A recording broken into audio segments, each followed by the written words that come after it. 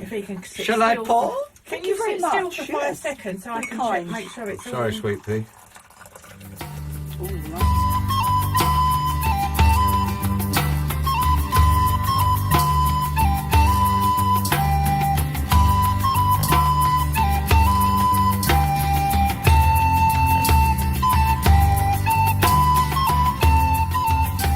Right, well, welcome to another interview in the Treehouse, Tree Talk TV. And with me today, on this quite chilly December afternoon at the bottom of my garden in Brabant-on-Sea, is Mr. Mark Barnard. How do you do? How do you do, Mark? And very well, although a bit cold. Yes. Musician, Yes. singer-songwriter, Some say. Not many say. performer, engineer and producer, Yes. and more recently, better known as photographer and videographer. Videographer. That's my big thing, really. At the moment. That's what I like doing at the moment. Yeah. Okay, good. It's my favourite thing. I know it's your favourite thing. Because you're always doing it, and it's like you're doing more and more of it, which is good, isn't it? It is good. Yeah, it's good. I love it. Yeah. How long have you been doing it for? Filming and Well, you mucking know, around with cameras. probably all my life, really. My dad had a cine camera, a Super 8, you know, a silent camera. Really? Well, yeah, they didn't have. Well, they How did. long ago was that? Well, I don't know, 60s, 70s, you know. Okay, But I got my first camera, which was a Super 8 camera, but it had the ability to record sound. They just started, you know, making cameras that would record sound. They put a little magnetic strip along the film. Pretty high tech then for them. Well, in terms of sort of home movie making, yeah, you know. Yeah. So yeah, I got this camera and I sort of messed around with it, did some animations with it, you know. Back So in how old are you? 16, I don't know, Okay. something like that, yeah. But yeah, I really got into it, actually. So that came before the music then? Do you think, did it or not? I suppose it did. Did it? Well, I don't know, it probably happened around about the same time, Yeah. because I think I was 13 when I got my first guitar. Yeah, and then I picked up the drums as well. I got my first drum kit when I was 16. So Right, I okay, so started it wasn't drumming. just one instrument, it then evolved into more. Yeah, than- I just had an interest in music, Yeah. you know, and playing music. Can I ask what your influences were? Well, when I bought my drum kit, I was heavily into The Who, Keith Moon. He was my big hero at the time. Yeah.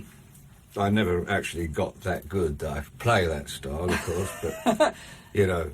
So what style would you say you play? Well, Who's influenced your playing? more? Well, I've been influenced by the Pogues, the Levellers, all the folk rocky type bands, you know. Yeah. Which, you know, inspired me to put Medicine together, the folk rock band that I'm in. So, Indeed you are. because I started the band back in '96 when I was living in Glastonbury. So, Okay, yeah. I put an advert up in the assembly rooms for musicians, and I got a few responses to that, and just held a big jam session round my house at the time, and yeah, people came around, we had a big jam and made a band out of it, you know. Excellent. Okay, so when you left Glastonbury and came to Essex, did you leave all the band, the rest of the band? There was only just you? Just me, really, yeah. Really? So you kind of uprooted, but you started again? Pretty much, As yeah. Medicine? Yeah. Okay, so you were kind of committed to that idea, that concept, that, you know, The folk rock thing, yeah. Because I used to be in a goth band back in the 80s, but... Did you? I just thought maybe I'm getting too old for all the goth lark, you know, so...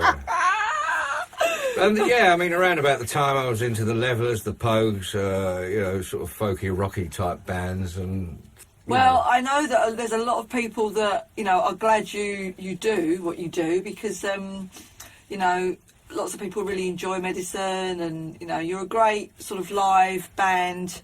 You know, you've got that kind of swashbuckling sort of energy and that drive and that lovely Irish influence, you know, which sort of encompasses the whole thing. Yeah. It's great entertainment, you know, it's great swashbuckling folk rock. Absolutely. Kick-ass swashbuckling folk rock. Yes. Yeah. But you don't only do that, do you? You do, so what else has that evolved into? What, musically? Okay, musically, because you don't just do medicine, there's other things. Yeah, I bang around a bit with a little band called Morrigans Path, you know. Rather than being the singer-songwriter frontman of medicine, in Morrigans Path I can just, you know, I can sit down and play my mandolin, I can... Slip into the background a bit more. Yeah, and it's... It's nice. And of course it gives me a chance to play the mandolin, hit the djembe a bit, you know. Yeah. So. But also, Mark, you get the chance to create, musically, express yourself in that way as well, because we do all our own original stuff. I know medicine does quite a lot of it. You've written all the medicine stuff, haven't you? Original stuff you've written. Yeah. Which is great. Yeah. So it also gives you a chance to continue that creativity. But like, you know, you do your own sort of mandolin bits and you just... I mean, everybody in the band just does their own thing, doesn't they? We just keep to the theme of a song, but everybody expresses that song. Yeah, that's right. They bring their own element. Individually, and I think that's what makes it a great, you know, creation, really. And we all enjoy it. But anyway, so, and as well, keeping in the musical vein, you've engineered and produced, recorded both medicine and the Morrigans. We've got quite a few albums now. How many medicine albums? Well, 3 medicine albums. Okay. We are working on a new one. Yeah. We have been for the last 5 years. Yeah, we've got a couple of albums with Morrigans Path. Yeah, we've just released the latest one. What about Rafe? Rafe, my son. Yes. Yeah, Raphael. He's a rapper. Yes, I know. He's a very good rapper. I've seen the videos you've done. Hugely talented chap. I know. Great wordsmith. He's a fabulous songwriter. You know, his lyrics are incredible. So what does he... If somebody wanted to find him now on YouTube or whatever, how can you find him? Yeah, well, he goes under the name of Freedom Raphael. Okay, yeah. So, yeah, they can find his stuff on YouTube. I think it's Raphael Official YouTube and Facebook. Yeah, I've done a few videos for him as well.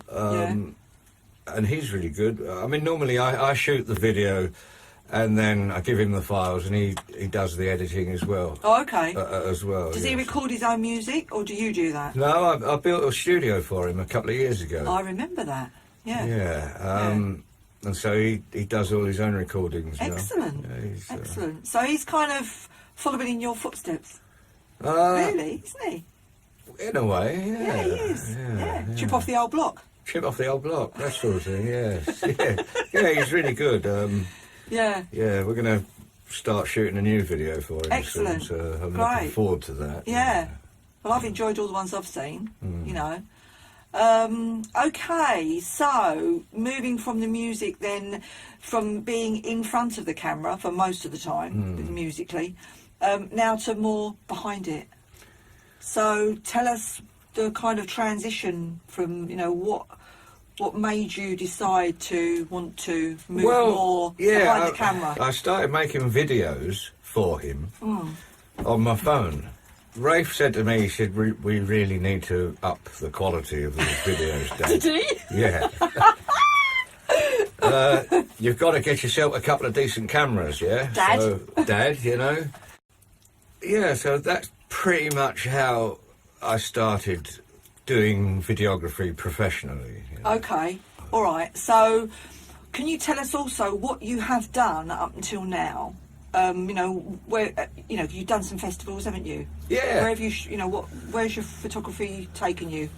Yeah, as you say, I do some event filming. You know, including festivals, promo videos, events. I do weddings, music videos.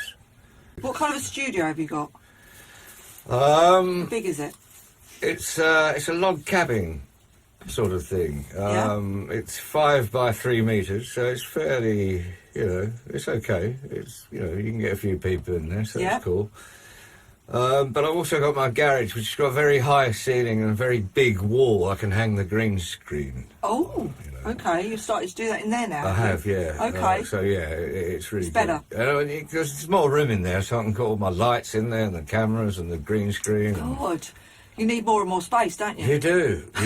Not only do you need more and more cameras and lenses, but more and more It's space. an expensive hobby, Mark, isn't it? Well, it's Very. not a hobby. It's not a hobby. It's not This a is hobby, why no. you're turning it into a business, isn't it now, really? Yeah. Because it needs to pay for itself. Well, it does, yeah. And you I'm are... very cheap, you know. You look around. Honestly, I'm very cheap, ladies and gentlemen. Is that a good thing? I mean, do you want to always be cheap, or what? Yeah, I do. Do you? I do. Okay. Yeah, I mean, I love doing it. And I know people, you know, most people don't have that much money. No. You know, especially to spend on videos. So I like to discuss with people, and so I can work within their budget. That's good. That's Yeah. brilliant. That's brilliant. So, yeah. Yeah, that's a really, really valuable part of a service that you're offering there. Is, you know, because a lot of people today haven't got the money, like you say, it's a luxury, isn't it? It to is a actually luxury, get yeah. somebody to work for you, to hire somebody. It is you know, yeah. on any level for anything. No, that's right. You know, you're outsourcing a job to someone that can do it better. But if you're also offering a way and a means of making that accessible to people Yeah. that wouldn't ordinarily be able to afford it. And I think that's wonderful. I think that's brilliant. Excellent. Well done. So what is next on the agenda? What kind of projects have you got coming up? Are you getting booked up, or Yeah, what kind you of know. space have you got in your calendar? So yeah, I mean the calendar's looking good for next year. You know, as I say, we've got the band's bookings. I've got some video shoots. Yeah. Photography, you know, got quite a few weddings booked for next year. Is there anything that you would really like to do? What's, you know, okay, there are things you've got booked, but is there anything kind of bubbling under the surface that you think, oh, you know, I'd like to have a crack at that? Yeah, I'd like to do like a short film or something. Yeah, yeah. I've got a few ideas, you know. Stories. Yeah. A story, or is it a sketch, or what's kind of what are you thinking about? Well, I wrote a piece, sort of about a dream I had a few years ago when I was recording the Last Medicine album. Okay. And it's just me sort of talking, sort of going through the dream, kind of storytelling the dream. So I'd like to kind of make a film of that. I've got a few. I've even done a storyboard for it. Oh, I'm impressed. Yeah. So I don't even do that when I'm writing a story. No.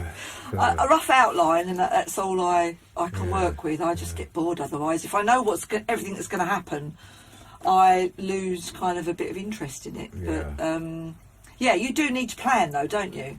Yeah, that sort of thing. Yeah, You've it got does to, help. yeah. I mean, success is in the preparation. Yeah. You know, what I want to kind of leave with is what advice, because you've obviously, you know, this is something that you've been interested in and had a passion for since, you know, you were very young, you know, teenager, maybe it went back even further than that when you were a kiddie. What would you say to somebody who is realising that this is something they want to do, all right? They haven't got a lot of money, they might have no money at all, they might not even have a job. Do you know what I mean? So what would you say to somebody about, you know, what would be the next step? How would they make a start with being a photographer? Film, yeah. Make, learn, repeat. Okay. That's what I say. Do they need a camera? Do they need to go You out and don't buy a know, full you just camera? need a mobile phone With a camera. with a camera. Okay.